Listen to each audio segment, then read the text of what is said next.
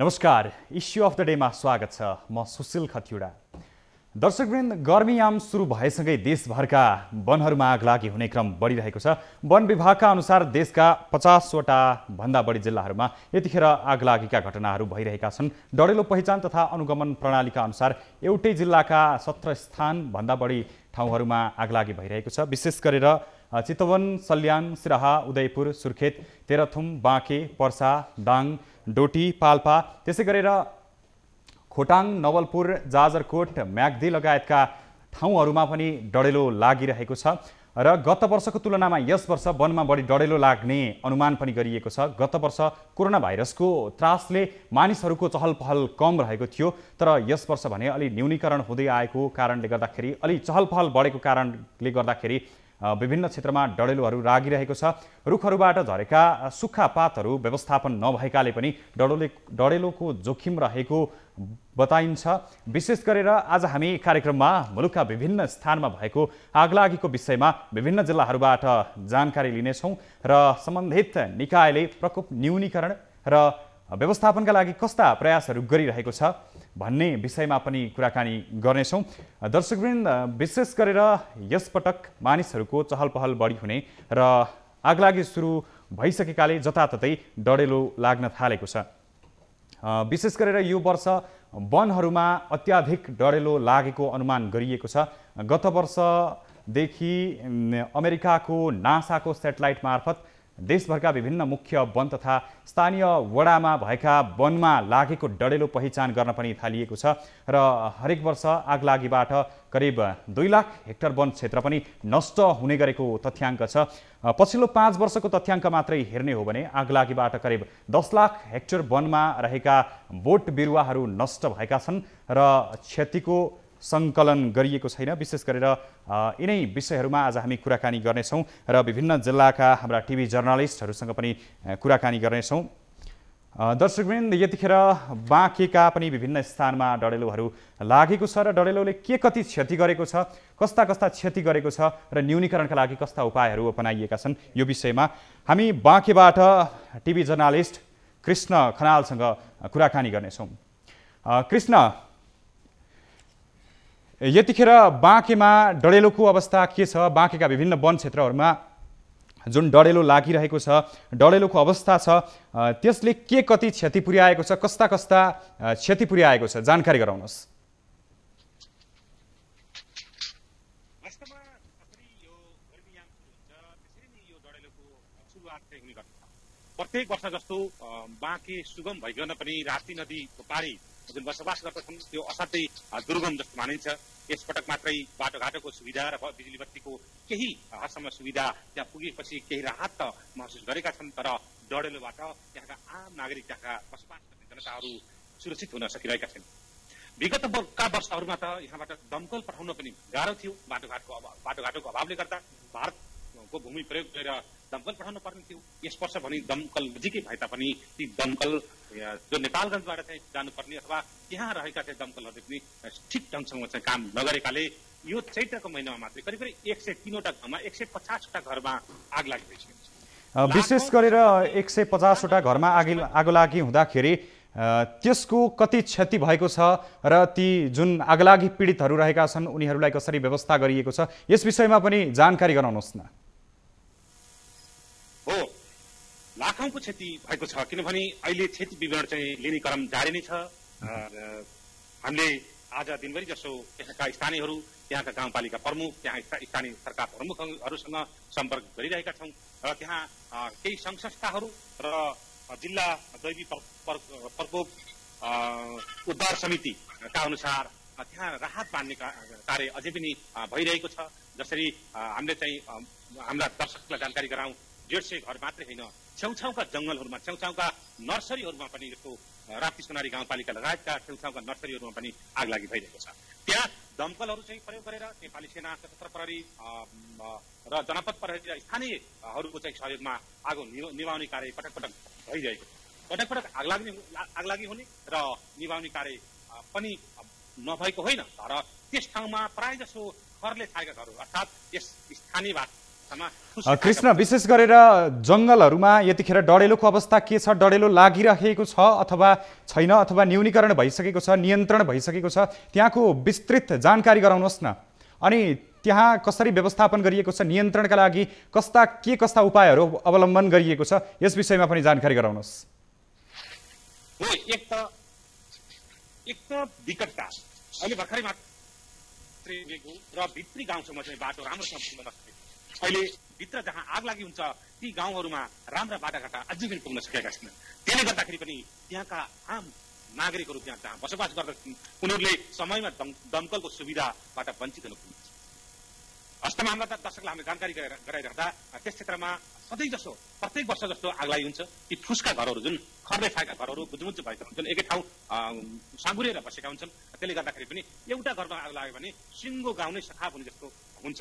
अस्ति भर्खरै मात्रै शनिबार मात्रै बाँकेको नरायणपुर गाउँपालिका वडा नम्बर 4 मा कारको खोदावा भन्ने गाउँमा 120 घर जलेर नष्ट भए र उद्धार कार्य केही ढिलो हुन पुग्यो।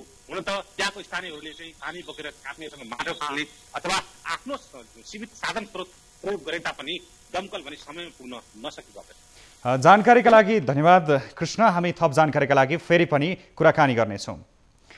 दर्शकवृन्द, उहाँ हुनुहुन्थ्यो हाम्रा टिभी जर्नालिस्ट बाँकेबाट कृष्ण खनाल हुनुहुन्थ्यो। विशेष गरेर यतिखेर देशका विभिन्न स्थानहरूमा, विभिन्न जङ्गलहरूमा आगलागीका घटनाहरू बढिरहेका छन्। सुक्खा क्रम बढेसँगै आगलागीका घटनाहरू बढिरहँदाखेरि निकै धनजनको पनि क्षति भइरहेको छ र न्यूनीकरणका लागि विभिन्न पहलहरू पनि भइरहेका छन्। यसले गर्दाखेरि करिब पछिल्लो 5 वर्षको अवधिमा मात्रै 10 लाख हेक्टर क्षेत्रफलभन्दा बढीमा डडेलोको प्रकोप रहेको छ।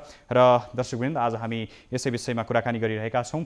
र यतिखेर बाँकेको अवस्था पनि त्यस्तै छ। करिब केही दिन अगाडि लागेको आगलागीमा त्यहाँको स्थानीयका 150 वटा घरहरू जलेर नष्ट भएका थिए र ती घरहरू जलेर नष्ट हुँदाखेरि लाखौँ बराबरको धनमालको क्षति पनि भएको थियो र वन जङ्गलमा पनि त्यसै गरी डडेलो लागिरहेको छ। दर्शकवृन्द, आज हामी कुरा गरिरहेका छौँ विशेष गरेर वन जङ्गलमा लागेको डडेलो, त्यस्तै विविध कारणले गर्दाखेरि प्रकृतिमा पनि यसले असर पारिरहेको छ। र यतिखेर हेर्ने हो भने विश्वमा, नेपालमा, काठमाडौँ त अझ भनौँ, काठमाडौँमा जुन वायु प्रदूषण रहेको छ उच्च मात्रामा रहेको छ। यस्ता वन जङ्गलमा लागेको डडेलो लगायतका विविध कारणले पनि त्यसको असर देखिएको छ र यतिखेर तुवालो लागिरहेको छ।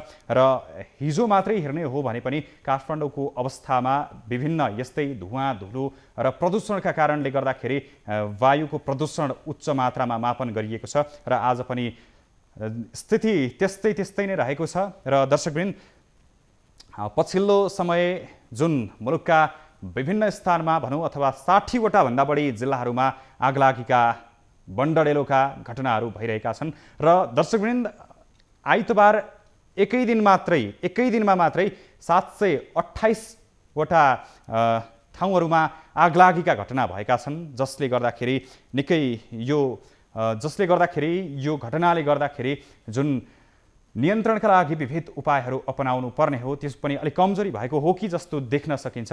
विशेष गरेर सुक्खायाममा विभिन्न स्थानमा भोजका लागि जाने लगायत विभिन्न कार्यक्रमहरूका लागि जाने कारणले गर्दाखेरि त्यहाँ चुरोटका ठुटा, त्यस्तै त्यहाँ विभिन्न वस्तुहरू पकाएर छोडिएका ठुटाहरूका कारण, अगुल्टाहरूका कारण पनि वन जङ्गलमा विशेष गरेर आगो लाग्ने कारणहरू बढ्दै गएको छ। दर्शकवृन्द, र हामी विभिन्न जिल्लाहरूबाट यतिखेर जानकारी गराइराखेका छौँ। विशेष गरेर आज हामी डडेलोले के कस्ता क्षति पुर्याइरहेका छन्, कस्ता क्षति पुर्याइरहेका छन् र कति क्षति भइरहेको छ, हामी त्यो विवरणहरू पनि जानकारी गराइरहेका छौँ। र दर्शकवृन्द, हामीले भर्खरै बाँकेबाट जानकारी लिएका थियौँ 150 वटा घरहरू आगलागी भएको थियो, डडेलो त्यहाँ लागेको थियो र अहिले त्यहाँको जङ्गलमा पनि विशेष गरेर डडेलो लागिरहेको छ, जसले गर्दाखेरि करोडौँको विभिन्न बिरुवाहरू नष्ट भएका छन्। त्यहाँ जङ्गलमा रहेका पशुपन्छीहरू पनि जुन डडेलोका कारणले लोप हुन् कि भन्ने अवस्थामा पनि पुगेको देखिएको छ। दर्शकवृन्द, हामी अन्य जिल्लाहरूमा पनि जोड्ने प्रयास गरिरहेका छौँ र विशेष गरेर दर्शकवृन्द, विश्वभरका विभिन्न जङ्गलमा डडेलो लाग्नुको कारणहरू पनि विभिन्न रहेका छन्।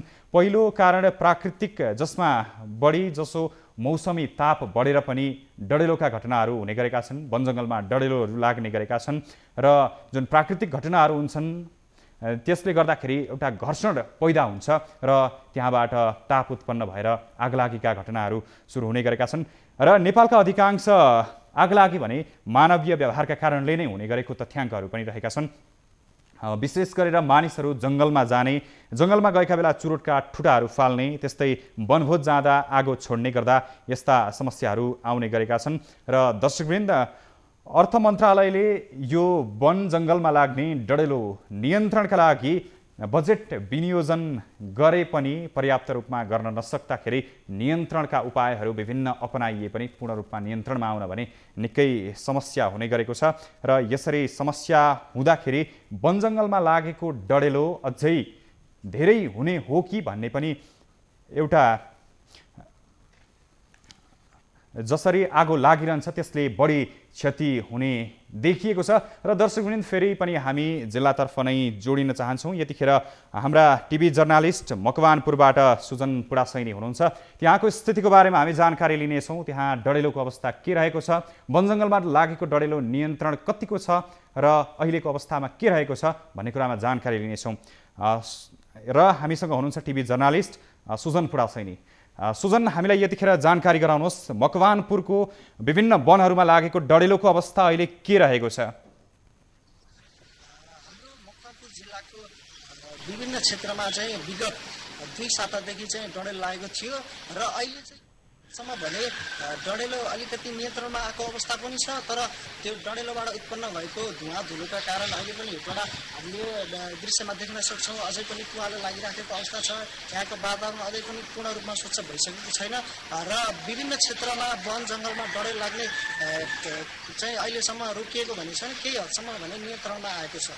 यो मकवानपुर जिल्लामा करिब 72,000 हेक्टर वन क्षेत्र रहेको छ र यो 72,000 हेक्टर क्षेत्रफलमध्ये 6,489 हेक्टर क्षेत्रफलमा चाहिँ हालसम्म आगलागी भएको भन्ने जिल्ला हाम्रो चाहिँ डिभिजन वन कार्यालय मकवानपुरले जानकारी दिएको छ।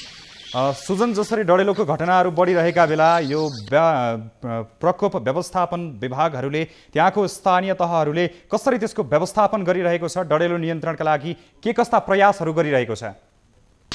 विशेष गरी हाम्रो हेटौँडा उपमहानगरपालिकामा चाहिँ आगलागी नियन्त्रणका लागि भनेर 2वटा दमकलहरू छन्। यी दमकलहरूले चाहिँ विभिन्न क्षेत्रमा मकवानपुर जिल्लाको विभिन्न स्थानमा लागेको आगलागी नियन्त्रणमा चाहिँ भूमिका खेल्दै आएका छन्। उपमहानगरपालिकाले हामीलाई दिएको जानकारी अनुसार दैनिक 7वटा भन्दा बढी घटनामा चाहिँ उपमहानगरपालिकाका दमकलहरू प्रयोग भइरहेका छन्।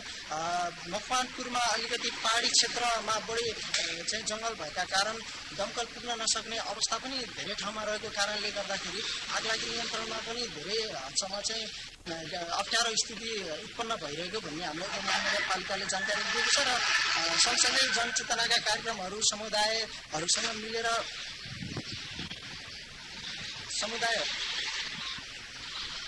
सुजन, जसरी त्यहाँका विभिन्न वन क्षेत्रहरूमा डडेलोको प्रकोप देखिरहँदाखेरि त्यहाँका स्थानीय जिल्लाहरूले न्यूनीकरणका लागि कस्ता पहलहरू गरिरहेका छन्? दमकलहरूको अवस्था के छ र त्यहाँको व्यवस्थापन र नियन्त्रणका लागि कसरी कामहरू अगाडि बढिरहेका छन्? विस्तृत जानकारी गराउनुहोस् न त। अहिले हामीसँग मकवानपुर जिल्लामा 2वटा मात्रै दमकल रहेका छन् र ती दमकलहरूले मकवानपुरका विभिन्न क्षेत्रमा लागेका आगलागीहरूको घटनामा चाहिँ आगो निभाउने कामहरू गरिरहेका छन्। अहिले पछिल्लो समय यो वन जङ्गलमा आगलागीका घटनाहरू बढेसँगै दैनिक 7वटा भन्दा बढी चाहिँ ठाउँमा पुगेर चाहिँ दमकलले आगो निभाइरहेको अवस्था छ भन्ने हामीलाई उपमहानगरपालिकाले जानकारी दिएको छ। विकटताका हिसाबले पनि अलिकति भिरालो ठाउँमा वन जङ्गल बढी भएका कारणले दमकलहरू चाहिँ त्यहाँसम्म पुग्न नसक्ने अवस्था भएका कारण पनि आगलागी नियन्त्रणमा चाहिँ के कठिनाइ देखिएको छ भनेर चाहिँ हाम्रो उपमहानगरपालिकाले जानकारी गराएको छ। त्यहाँको आगलागीका वन जङ्गलमा आगलागीको घटनाले त्यहाँ रहेका वन्यजन्तुहरू लोप हुने अवस्थामा कतिको छन्? त्यसै गरेर यो आगलागीका कारण कतिको क्षति भएको छ? तपाईँसँग केही जानकारी प्राप्त छ? अहिलेसम्म जिल्ला वन कार्यालयमा चाहिँ यसको तथ्याङ्कहरू उपलब्ध आइ नसकेको जानकारी गराउनु भएको छ र जिल्ला प्रहरी कार्यालय मकवानपुरले चाहिँ आग लागेको कारण मकवानपुरमा एकजना वृद्ध महिलाको मृत्यु भएको र 5 जना घाइते भएको भन्ने जानकारी दिएको छ र यसै गरी घरपालुवा जनावरहरू 50 वटाको मृत्यु भएको र 5 वटा चाहिँ घाइते भएको भन्ने जानकारी प्राप्त भएको छ। यस्तै अब आग लागेको कारण धनमाल चाहिँ 3 करोड 70 लाख रुपियाँ बराबरको क्षति भएको भनेर चाहिँ पीडितहरूले दाबी गरेको जिल्ला प्रहरी कार्यालय मकवानपुरले हामीलाई जानकारी दिएको छ। जसरी तपाईले जानकारी गराइरहँदाखेरि आगलागी पीडितहरू छन्, उनीहरूलाई व्यवस्थापनको राहत व्यवस्थापनको काम कसरी भइरहेको छ? अहिले चाहिँ डिभिजन वन कार्यालयले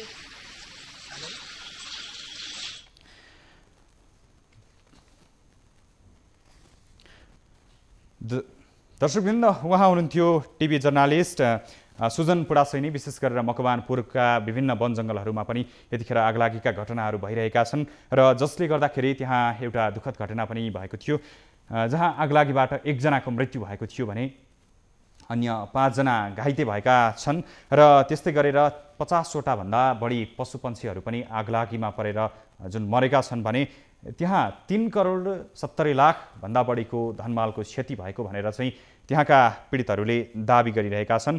र दर्शकवृन्द, मकवानपुरको जम्मा 72,000 हेक्टर क्षेत्रफलमा फैलिएको वन चाहिँ रहेको छ र त्यहाँको 6,000 भन्दा बढी क्षेत्रमा आगलागी भएको छ र दैनिक 7 वटा भन्दा बढी ठाउँमा आगलागीका घटनाहरू भएका छन्। यसले पनि निकै यहाँको अवस्था दयनीय छ। डडेलोका कारणले यहाँ निकै ठुलो धनजनको क्षति भएको देखिन्छ र दर्शकवृन्द, यतिखेर हामी अन्य जिल्लाहरूबाट पनि जोड्ने प्रयास गरिरहेका छौँ र यतिखेर दर्शकवृन्द हामीसँग सिराहाबाट हाम्रा टिभी जर्नालिस्ट दिलीप सहनी हाम्रो प्रत्यक्ष सम्पर्कमा हुनुहुन्छ, उहाँलाई जोड्न चाहन्छु।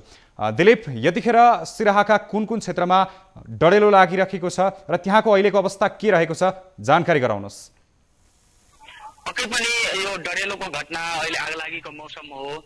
जुन किसिमले पहाडी जिल्लाहरूमा आगलागीका समस्याहरू, डडेलो लागेका समस्याहरू, विभिन्न वन जङ्गलहरूमा आगो लागेको अवस्था थियो, त्यसै अनुसार सिराहा जिल्ला एउटा सिराहामा पनि केही फाटेफुटे घटनाहरू, जुन घरमा आगो लागेको घटनाहरू हामीले पाइराखेका अवस्था छ।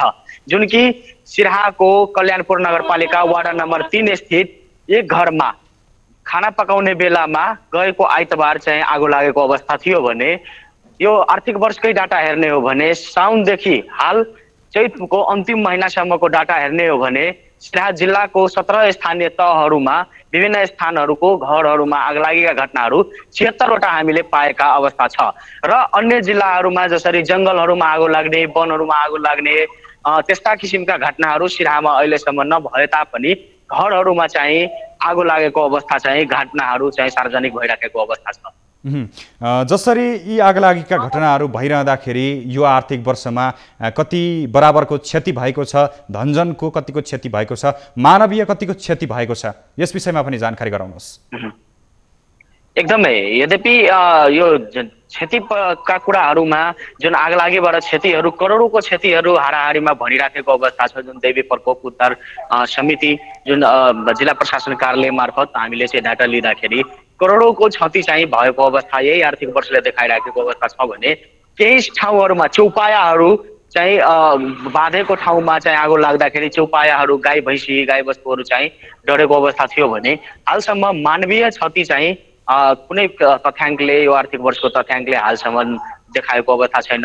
अन्य आर्थिक वर्षहरूमा यही सिराहाको धनगढी महानगरपालिका वार्ड नम्बर 12मा हेर्ने हो भने त्यहाँनिर डडेलो लागेर घरमा, कसको घरमा आगो लाग्दाखेरि गत वर्ष चाहिँ 2टा बालिकाहरू त्यहाँ आगोमा डरेर मरेको थियो भने यो आर्थिक वर्षमा मानवीय क्षतिहरू हुन पाएको अवस्था छैन, तथ्याङ्कले त्यसरी देखाइरहेको। विशेष गरेर तराईका जिल्लामा बस्तीहरूमा डडेलो लाग्ने गरेको छ। यसको न्यूनीकरणका लागि विपद व्यवस्थापन तथा दैविक प्रकोप उद्धार समितिहरूले के कस्ता पहलहरू गरिरहेको छ, कसरी अगाडि बढिरहेको छ न्यूनीकरणका लागि?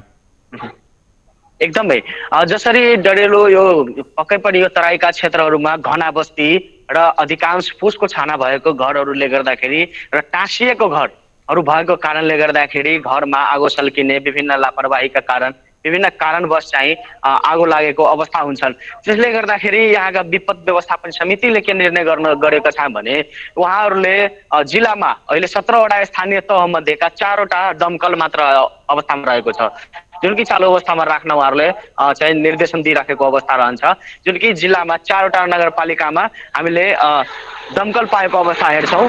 एउटा सिराहा नगरपालिकामा, एउटा लाहान नगरपालिका, मिर्चिया नगरपालिका र गोलबजार नगरपालिका गरिकन 4वटा दमकलहरू तयार अवस्थामा राखिएको अवस्था छ भने त्यसै गरिकन दैविक प्रकोप उद्धारमा खट्ने, दैविक प्रकोपहरूमा खट्ने सशस्त्र प्रहरीका उद्धार समितिहरूलाई, उद्धार टोलीहरूलाई पनि चाहिँ तम तयार अवस्थामा राख्न जिल्ला प्रशासन कार्यालय सुरक्षा समितिको बैठक अनुसार उहाँहरूले चाहिँ तम तयार अवस्थामा राखिएको अवस्था छ भने त्यसै अनुसार उहाँहरूले विभिन्न सचेतनाका लागि माइकिङहरू, रेडियोका जिङ्गलहरू बजाउने कामहरू र जुन आह्वानहरू गरिरहँदाखेरि आफै सुरक्षित हुनको लागि बाल्टिनहरूमा प्रत्येक घरमा पानी राख्न चाहिँ आग्रह गरिराखेको अवस्था दैविक प्रकोप उद्धार समितिले त्यसरी हामीलाई जनाएको अवस्था छ।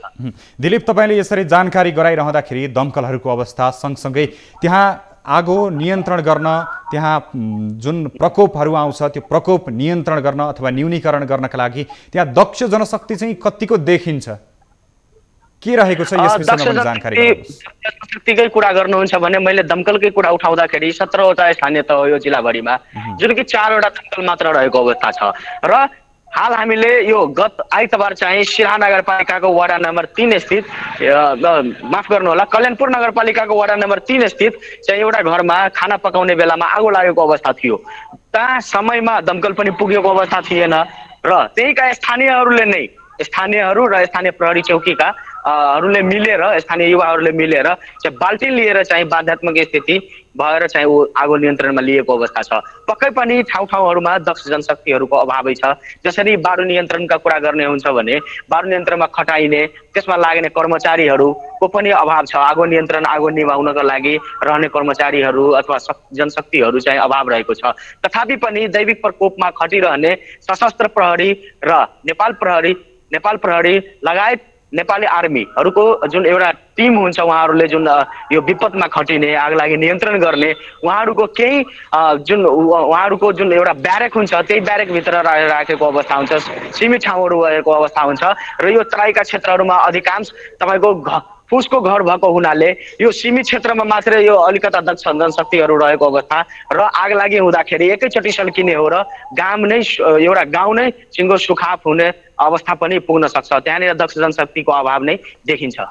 जानकारी दिनुभयो, धन्यवाद दिलीप। दर्शकवृन्द, उहाँ हुनुहुन्थ्यो हाम्रा सिराहाबाट टिभी जर्नलिस्ट दिलीप साहनी र आज हामी विशेष गरेर कुराकानी गरिरहेका छौँ विभिन्न स्थानमा लागेको डढेलो सँगसँगै विभिन्न वनजङ्गलमा यतिखेर डढेलो लागिरहेको छ। विभिन्न घनाबस्तीहरू भएको ठाउँमा पनि सुक्खायाम सुरु भएसँगै डढेलोका घटनाहरू सुरु भएका छन् र यतिखेर हामीले कुरा गरिरहेका थियौँ सिराहामा आइतबार मात्रै एउटा घरमा आगलागी भएको भन्ने घटना पनि छ र यस्तै सिराहामा जम्मा 17वटा स्थानीय तहहरू रहेका छन्, जसमध्ये त्यहाँ 4वटा मात्रै दमकल रहेको छन् भनिएको छ र 4वटा दमकलले जुन 17वटा स्थानीय तहमा सुक्खा मौसममा लाग्ने डढेलो आगलागीका घटनालाई कतिको नियन्त्रण गर्न सक्छ भन्ने एउटा प्रश्न पनि उठ्न सक्छ र यसको नियन्त्रणका लागि विभिन्न पहलहरू पनि भइरहेका छन् भनेर जानकारी गराउँदै हुनुहुन्थ्यो हाम्रा टिभी जर्नलिस्ट दिलीप साहनी। दर्शकवृन्द, हामी आज डढेलोको विषयमा कुराकानी गरिरहेका छौँ।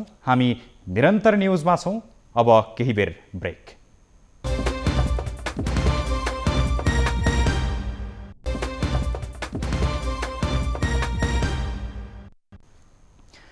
दर्शकवृन्द, ब्रेकपछि फेरि पनि स्वागत छ। यतिखेर हामी कार्यक्रम इस्यु अफ द डेमा छौँ र आज हामीले विशेष गरेर विभिन्न मुलुकका विभिन्न क्षेत्रहरूमा लागेको डढेलोको विषयमा कुराकानी गरिरहेका छौँ र विभिन्न स्थानमा यतिखेर डढेलोहरू लागिरहेका छन्। विभिन्न जङ्गलहरूमा लागेको डढेलोले गर्दा त्यहाँका रुख बिरुवा सँगसँगै त्यहाँ रहेका विभिन्न पशुपन्छीहरू पनि लोप हुने हुन् कि भन्ने अवस्थामा पुगेको छ र यस्ता डढेलोका घटनाले गर्दाखेरि यसलाई नियन्त्रण गर्न निकै गाह्रो अवस्था पनि रहेको छ र विशेष गरेर आइतबार एकै दिनमा मात्रै देशका 728वटा ठाउँहरूमा डढेलो लागेको थियो र सो डढेलोका कारण निकै ठुलो क्षति पनि भएको छ र यस्तै विविध ठाउँहरूमा लागेको डढेलोले गर्दाखेरि त्यसको न्यूनीकरण गर्न पनि निकै समस्या भइरहेको छ सरकारले डढेलो न्यूनीकरण गर्नका लागि रकम छुट्याए पनि पर्याप्त छैन, जसका कारणले गर्दाखेरि नियन्त्रणमा समस्या भइरहेको छ र विशेष गरेर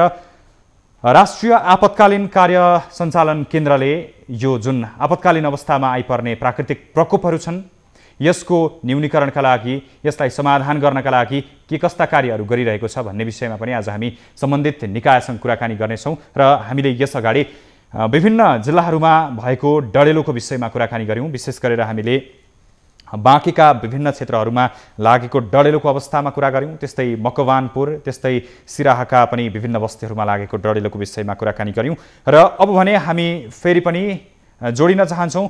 यतिखेर हामी जोडिने क्रममा रहेका छौँ र राष्ट्रिय आपतकालीन कार्य सञ्चालन केन्द्रका प्रमुख यतिखेर हाम्रो प्रत्यक्ष सम्पर्कमा आउनु हुनेछ र प्रयास गरिरहेका छौँ।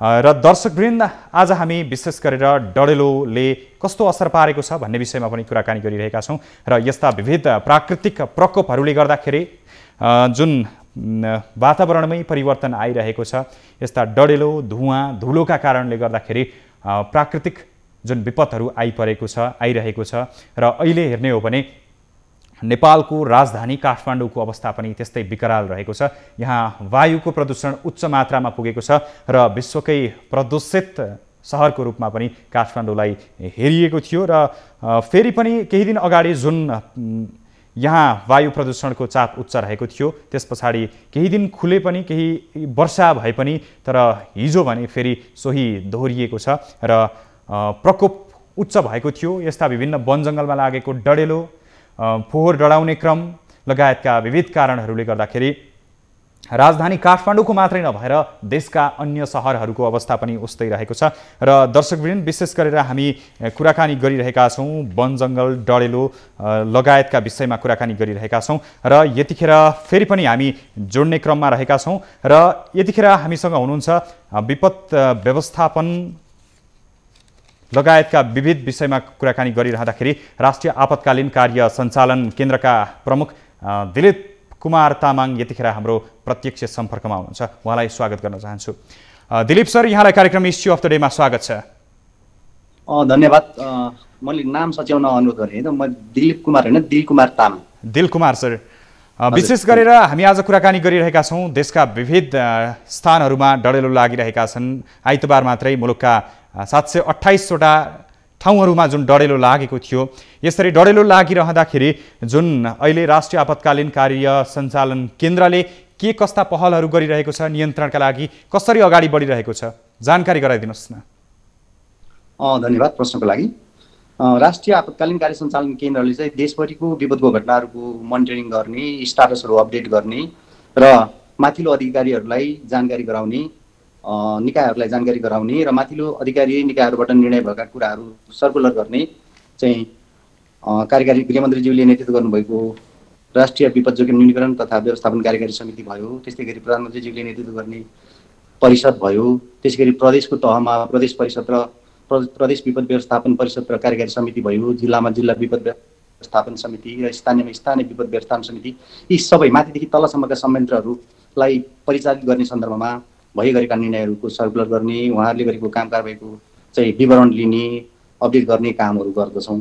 अब वन डढेलो र आगलागीको घटना नियन्त्रणको सन्दर्भमा चाहिँ हामीले जिल्ला विपद व्यवस्थापन समितिलाई वास्तवमा जिल्लागत रूपमा चाहिँ एकदमै सुरुदेखि नै यसको चाहिँ कन्टिजेन्सी प्लान बनाएर पूर्व तयारीका क्रियाकलापहरू सहित परिचालित हुनको लागि हामीले निर्देशित गरेका छौँ र त्यही ढङ्गले जिल्ला विपद व्यवस्थापन समिति पनि परिचालित भइरहेको छ। त्यसै गरी स्थानीय विपद व्यवस्थापन समिति पनि परिचालित छन्। यद्यपि अब यो हिउँदे वर्षा नभएको कारण यो वर्ष चाहिँ अलिकति डढेलो र आगलागीको घटनाहरू एकदम चाहिँ उल्लेख्य सङ्ख्यामा विगतको तुलनामा। विशेष गरेर दिल सर, जसरी वन जङ्गलमा डढेलोका घटनाहरू भइरहेका छन्, यी मानवीय त्रुटिका कारणले भएका हुन् अथवा प्राकृतिक प्रकोपका कारणले गर्दाखेरि चाहिँ, यो समयकै कारणले गर्दाखेरि चाहिँ यस्ता घटनाहरू सिर्जित भएका हुन्? यसमा विभिन्न अध्ययनहरूले वास्तवमा मानवीय कारणले चाहिँ बढी वन डढेलोको सन्दर्भमा चाहिँ भन्नुपर्दा मानव सिर्जित मानवीय कारणले र कतिपय सन्दर्भमा चाहिँ नियतवश घटाइएको पनि पाएका छौँ। जस्तो कि मान्छेले चाहिँ खर घाँसको चाहिँ लोभले चाहिँ सर्टेन स्थानमा आगो लगाउने र त्यो आगो चाहिँ अनियन्त्रित भएर वन डढेलोतर्फ चाहिँ भयावह रूप लिने त्यस्तो पनि देखिएको छ भने कतिपय मानवीय त्रुटि लापरवाहीका कारण चुरोटका ठुटा बालबच्चाले आगो फुक्ने जङ्गलमा चाहिँ आगो ताप्ने सन्दर्भमा चाहिँ आगो चाहिँ पूर्ण रूपमा नियन्त्रण नगरिकन त्यस आगो सल्किएर जाने यस्ता यस्ता घटनाहरू पनि पाएका छौँ। अध्ययनहरूले पनि यो देखाएको छ। त्यस हुनाले झन्डै 60% चाहिँ मानवको नियोजित रूपमा मान्छेले लगाएको पनि पाएका छौँ। अध्ययनहरूले पनि त्यो भनेको छ।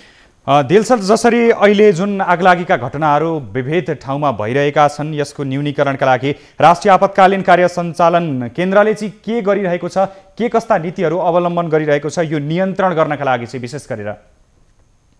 नियन्त्रणमा चाहिँ वास्तवमा यो आगो लाग्न नदिने तर्फ हाम्रो प्रयास रहनुपर्छ भन्न चाहन्छु म। वास्तवमा हाम्रो सबै संयन्त्रहरू माथिदेखि अघि पनि मैले निवेदन गरेँ, सङ्घीय तहमा रहेको संयन्त्रदेखि प्रदेशमा अनि जिल्लामा र स्थानमा रहेको संयन्त्र, यी सबै संयन्त्रहरू चाहिँ के हाम्रो प्रयास कतातिर जानुपर्छ भन्दाखेरि चाहिँ आगो लाग्न नदिने। आगो के कारणले, अघि भन्ने हामीले कारणको बारेमा अलिकति छलफल गऱ्यौँ, चाहिँ मानवले नियतवश लगाएको र मानवीय त्रुटि लापरवाहीका कारणले आगलागीका घटनाहरू भइरहेका छन् भन्ने विश्लेषण भए पश्चात चाहिँ त्यसो हुन नदिनतर्फ हाम्रो प्रयास हुनुपर्छ। र लागेको सन्दर्भमा चाहिँ आगो नियन्त्रणको लागि हामीसँग धेरै प्रविधिहरू त छैन। यद्यपि चाहिँ स्थानीय वन व्यवस्थापन समिति, विशेष गरेर यी ठुला डढेलोहरू जुन लागेका छन् यस्ता डढेलोले गर्दाखेरि पर्यावरणमा नै असर पनि परिरहेको छ र वन्यजन्तु नै डढेर सखाफ हुने हुन् कि भन्ने अवस्थामा पनि पुग्ने गरेको बेलामा चाहिँ यो डढेलो नियन्त्रणका लागि यसलाई नियन्त्रण गर्न हामीसँग के कस्ता प्रविधिहरू रहेका छन् यो विषयमा पनि जानकारी गराइदिनुहोस् न। हामीसँग त्यस्तो उच्च स्तरीय प्रविधि वन डढेलो नियन्त्रणको लागि हामीसँग छैन, हामी जानकार नै छौँ। हामीले चाहिँ समुदायहरूले र हामीसँग रहेको नेपाली सेना, नेपाल प्रहरी, सशस्त्र प्रहरी बल अनि अरू क्रियाशील मानवीय सहायता क्षेत्रमा क्रियाशील सङ्घ संस्था, रेड क्रसका भोलिन्टियरहरू भए, समुदाय स्तरका चाहिँ स्वयंसेवकहरू भए, समुदायका मानिसहरू भए, स्थानीय सामुदायिक वनका उपभोक्ताहरू भए, स्थानीय बासिन्दाहरू भए, यी सबैको साझा प्रयासमा हामीले मानवीय तवरले चाहिँ वन डढेलको नियन्त्रण गर्ने प्रयास गरिरहेका छौँ। हामीसँग उच्च स्तरीय प्रविधिहरू अब जस्तै राजमार्ग पुगेको स्थानहरूमा हाइवेले छोएका वनहरूमा चाहिँ हामीले अब दमकलहरूको पनि प्रयोग गरेका छौँ। हिजो मात्रै पनि दैलेखको आगलागीले हामीले चाहिँ सुर्खेत र दैलेखबाट चाहिँ दमकलहरू पठाएर प्रयास गऱ्यौँ। तर अब वन क्षेत्रमा सबैतिर दमकल त जान सक्दैन। त्यो हिसाबले चाहिँ अब मानवीय तवरले गर्ने प्रयासहरू गरिरहेको छौँ। त्यसो हुनाले चाहिँ हामीले चाहिँ तुरुन्तै वनमा लागेको चाहिँ आगोहरूलाई नियन्त्रणमा ल्याउन सकिरहेका छैनौँ। वनमा प्राकृतिक रूपले नभई नियतवश रूपले नै आगो लगाउने जुन एउटा प्रवृत्ति नै भन्नुभएको छ, यस्ता जो मानिसहरूले चाहिँ नियतवश रूपमा आगो लगाउँछन् उनीहरूलाई कारबाहीको दायरामा ल्याइएको छ कि छैन अथवा के गरिएको छ यो विषयमा पनि तपाईँले जानकारी गराइदिनुहोस्। अब हाम्रो ध्यान त्यतातिर जानुपर्ने र हाम्रो प्रयास त्यतातिर जानुपर्ने। ज्यादै राम्रो क्वेसन सोध्नुभयो यहाँले।